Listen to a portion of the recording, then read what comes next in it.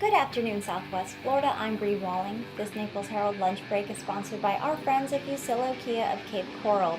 This afternoon, we'll tell you about the Gates Foundation quietly funding changes in American classrooms, a cleanup underway after major storms pounded the Northeast, and more. Today is Wednesday, May 16th, and this is the Lunch Break. Billionaire philanthropist Bill Gates saw an opportunity with a new federal education law that has widespread repercussions for American classrooms. His nonprofit Bill and Melinda Gates Foundation has given about $44 million to outside groups over the past 2 years to help shape new state education plans required under a 2015 law. The law requires academic standards, which means that the backbone for most state education systems is the Common Core, a symbol for many critics during the Obama years of federal overreach in schools. Gates was influential in supporting the Common Core academic standards and now is doing the same as states sort out the best ways to implement their education policies under the 2015 law. The grants illustrate how strategic and immersive the Microsoft founder can be in pursuit of his education reform agenda, quietly wielding national influence over how schools operate. But critics call it quiet meddling by a foundation with vast wealth and resources. And long before thousands of fed-up teachers walked out on the job in 4 unprecedented statewide strikes this year over pay and school conditions, education union officials had rung the alarm bell about Gates' influence. The Gates Foundation says it's simply helping states navigate a tectonic shift in responsibility for education, from the federal government to more local control.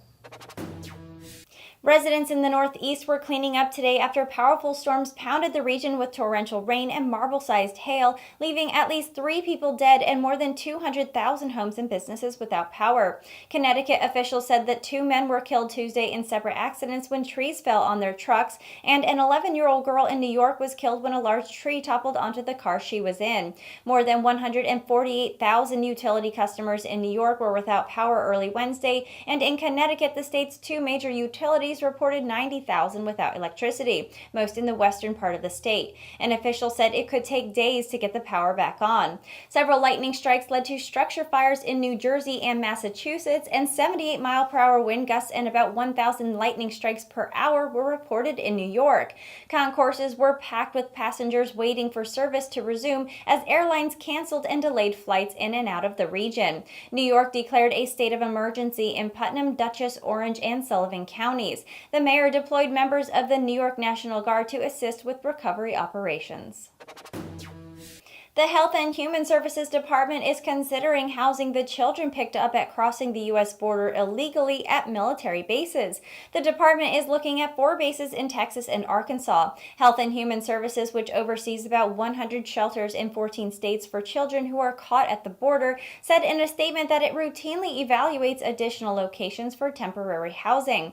It did not elaborate on specific plans. HHS takes custody of children who cross the border alone within 48 hours, as well as children who are separated from their families when their parents are charged with crimes or the child's welfare is in doubt. Housing undocumented children at military bases is not a new concept. During a surge in children from Central America in 2014, HHS temporarily used military bases in California, Oklahoma, and Texas to house the children.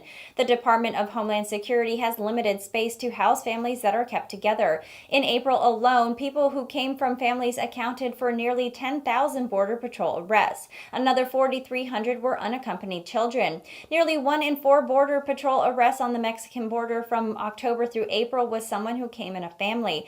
That means any large increase in prosecutions will likely cause parents to be separated from their children while they face charges and do jail time. The Department of Homeland Security said it would refer all arrests for illegal entry to federal prosecutors, backing up Attorney General Jeff Sessions' policy announced last month to expand criminal prosecutions of people with few or no previous offenses.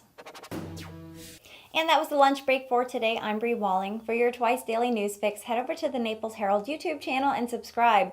Leave us a comment to let us know your thoughts on the news or what you'd like to hear about. The lunch break airs Monday through Friday at 12 p.m. right here at naplesherald.com. And don't forget to check out our morning report that also airs Monday through Friday at 9 a.m. Thank you for watching. We'll see you tomorrow.